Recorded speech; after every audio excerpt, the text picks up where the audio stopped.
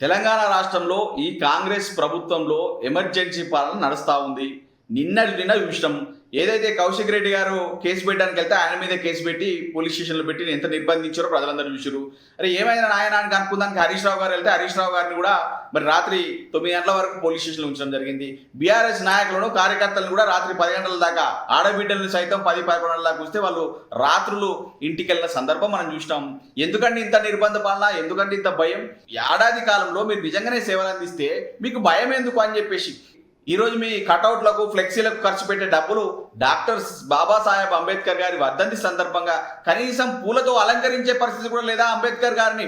మీ రాహుల్ గాంధీ గారేమో రాజ్యాంగాన్ని చేతిలో పట్టుకొని తిరుగుతూ ఉంటాడు, మీరేమో రాజ్యాంగాన్ని సృష్టించిన ఏదైతే అంబేద్కర్ గారిని అవమానిస్తూ ఉన్నారు. ఈరోజు తెలంగాణ రాష్ట్రంలో ఏదైతే ఆ 125 అడుగుల అంబేద్కర్ గారి విగ్రహాన్ని ఈరోజు మీరు పూలతో అలంకరిస్తే, ఈరోజు అంబేద్కర్ విగ్రహం దగ్గరికి వెళ్తే ఈ దళిత సామాజిక వర్గం మొత్తం కూడా కేసీఆర్ గారు అప్పుడు అద్భుతంగా చేశారు.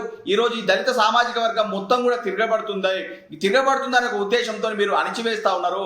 ఈరోజు అంబేద్కర్ గారి విగ్రహం దగ్గరికి వెళ్లకుండా హరీష్ రావు గారు కానీ, కవిత గారిని కానీ, మాజీ మంత్రులు కానీ, బీఆర్ఎస్ నాయకులు కానీ, కార్యకర్తల్ని కానీ ఎక్కడికక్కడ హౌస్ అరెస్టులు చేస్తా ఉన్నారు. ఎందుకంత భయం మీకు? అంబేద్కర్ విగ్రహం దగ్గరికి వస్తే అంబేద్కర్ గారి సాక్షిగా మిమ్మల్ని, నా రాజ్యాంగం సాక్షిగా, అంబేద్కర్ గారి సాక్షిగా మిమ్మల్ని ఎండగడతారని భయమా?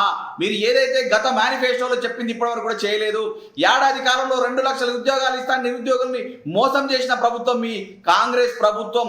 ఈరోజు మీరు ఇలాంటి అణచివేత చర్యలు, పోలీస్ యంత్రాంగాన్ని వాడుకొని అడ్డు పెట్టుకొని మీరు హౌస్ అరెస్టులు చేస్తే రానున్న రోజుల్లో ఖచ్చితంగా ప్రజలు కూడా తిరగబడతారు.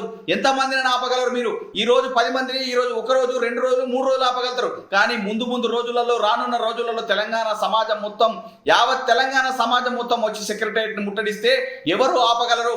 ఏ బలయం ఆపగలదు మిమ్మల్ని ఈరోజు బీఆర్ఎస్ పార్టీని అని చెప్పేసి మేము అడుగుతా ఉన్నాం. ప్రశ్నించే గొంతుగా ప్రజల పక్షాన కొట్లాడుతూ నిరంతరం ప్రజలకు వెన్నంటే అండగా ఉన్న ఏదైతే బీఆర్ఎస్ పార్టీని గొంతుకను ఒత్తేకి దిశగా, అణిచివేసే దిశగా మీరు ప్రయత్నిస్తా ఉన్నారు.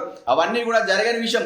ఎందుకంటే ఈరోజు యావత్ తెలంగాణ సమాజానికి అర్థమైపోయింది పాలేది నీళ్ళేదని.